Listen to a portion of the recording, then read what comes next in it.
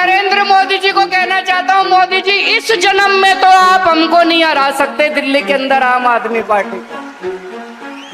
आपको दूसरा जन्म लेना पड़ेगा, इस जन्म में तो नहीं हरा सकते आप आम आदमी पार्टी को। दिल्ली में 27 साल बाद जाके भारतीय जनता पार्टी की सरकार बनने वाली है और इस इलेक्शन में एक बात तो साफ थी कि आम आदमी पार्टी को इस इलेक्शन में काफ़ी मुश्किलें ज़रूर होने वाली हैं, पर किसी को इस बात का बिल्कुल भी अंदाज़ा नहीं था कि आम आदमी पार्टी इतनी बुरी तरह से इलेक्शन हार जाएगी। अभी के इलेक्शन रिजल्ट के आंकड़ों के हिसाब से भारतीय जनता पार्टी को कुल 70 में से 48 सीटें मिली हैं, वहीं पे आम आदमी पार्टी को 70 में से सिर्फ 22 सीटें ही मिली हैं। बड़ी खबरें आ रही हैं दिल्ली के विधानसभा चुनाव के नतीजों में। मनीष सिसोदिया हार चुके हैं जंगपुरा से, अवध ओझा हार चुके हैं पटपड़गंज से। आम आदमी पार्टी के इस इलेक्शन रिजल्ट से मैं डिसअपॉइंटेड तो ज़रूर हूँ, पर सरप्राइज नहीं। और इस वीडियो में हम आम आदमी पार्टी की हार की कुछ मेन वजहों को देखेंगे। तो इसकी शुरुआत करते हैं हम आम आदमी पार्टी की फॉर्मेशन से। तो 26 नवंबर साल 2012 को आम आदमी पार्टी को बनाया गया था और उस वक्त आम आदमी पार्टी को बनाने का मेन मकसद था करप्शन को ख़त्म करना और लोकपाल बिल को पास करवाना।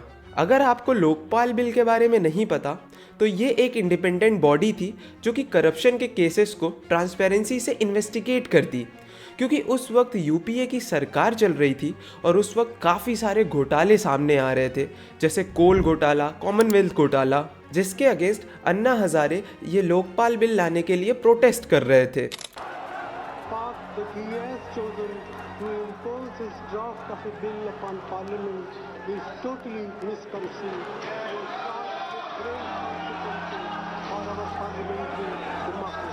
और उस वक्त ये प्रोटेस्ट इतना ज़्यादा बड़ा था कि बड़े बड़े फिल्म स्टार, यहाँ तक कि क्रिकेटर्स भी इस प्रोटेस्ट में शामिल हुए थे। और उस वक्त यूपीए गवर्नमेंट के ऊपर इतना ज़्यादा दबाव था कि उन्हें ये बिल मानना पड़ा। हम अन्ना हजारे के साथ बैठ के एक बढ़िया बिल तैयार करेंगे ताकि जो हमारा लक्ष्य है वो अचीव हो। हालांकि आगे चल के 2012 में डॉक्टर मनमोहन सिंह इस बिल को पास करने से मुकर गए, जिसकी वजह से एक बार फिर से आंदोलन की शुरुआत होती है और इस बार इस आंदोलन को लीड कर रहे थे अरविंद केजरीवाल।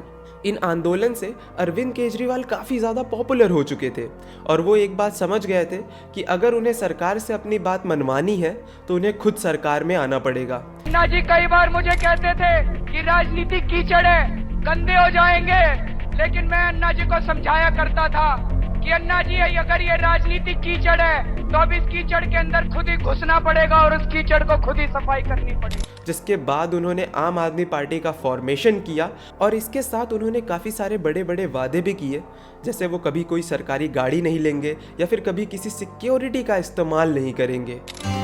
आम आदमी पार्टी ये आपकी पार्टी है, ये आम आदमी की पार्टी है, ये इस देश के युवाओं की पार्टी है, इस देश के यूथ की पार्टी है, इस देश की गृहिणियों की पार्टी है, हाउसवाइफ्स की पार्टी है।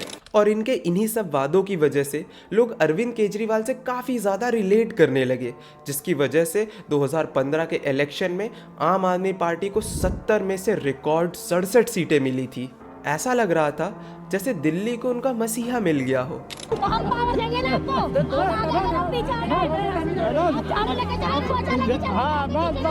और अरविंद केजरीवाल ने अपने पहले टर्म में काफ़ी काम भी किए थे, जैसे उन्होंने एजुकेशन पे काफ़ी ध्यान दिया था और सरकारी स्कूल की हालत काफ़ी बेहतर कर दी थी। उसके अलावा हेल्थ केयर में भी उन्होंने काफ़ी काम किया था, जहाँ पे उन्होंने हर मोहल्ले में एक मोहल्ला क्लिनिक खुलवाया था, जिससे लोअर मिडिल क्लास और पुअर फैमिलीज़ को काफ़ी ज़्यादा मदद मिली। लेकिन समय के साथ केजरीवाल और आम आदमी पार्टी के नैरेटिव भी बदल गए हैं। जहां पे पहले इनके मुद्दे हुआ करते थे कि बेरोज़गारी और करप्शन को किस तरह से कम किया जाए, वहीं आज के टाइम पे ये हर प्रॉब्लम्स के लिए सिर्फ सेंटर को ही ब्लेम कर रहे होते हैं। बीजेपी की केंद्र सरकार की जिम्मेदारी थी दिल्ली के अंदर कानून व्यवस्था लागू करने की, लेकिन आज दिल्ली की कानून व्यवस्था इतनी खराब हो गई है कि लोगों में त्राही त्राही मची हुई है, लोग भय के डर में जी रहे हैं। वहीं आज के टाइम पे पोल्यूशन की हालत बद से बदतर हो चुकी है और जब इसके बारे में इनसे सवाल पूछो तो पहले ये कहा करते थे कि पंजाब में पराली जलाने की वजह से दिल्ली में पोल्यूशन इतनी ज़्यादा है।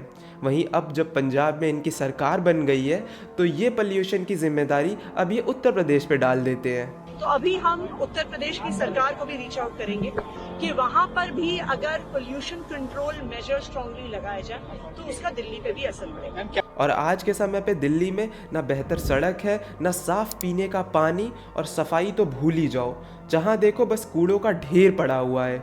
अपने दूसरे टर्म का इलेक्शन जीतने के बाद आम आदमी पार्टी ने फ्री बिजली, फ्री पानी और महिलाओं के लिए फ्री बसेस तो दिलवा दी, लेकिन दिल्ली को एक बेहतर शहर नहीं बना सके, जहाँ के लोग कम से कम चैन की सांस ले सके, जहाँ के रोडों पे घंटों का ट्रैफिक ना हो और जहाँ के लोग कम से कम साफ पानी पी सके।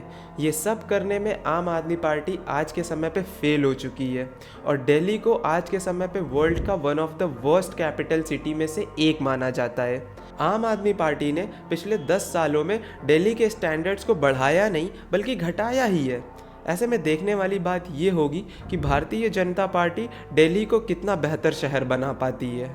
फिलहाल के लिए इस वीडियो में सिर्फ इतना ही। अगर आपको वीडियो पसंद आई हो तो वीडियो को लाइक करें और चैनल को सब्सक्राइब करें।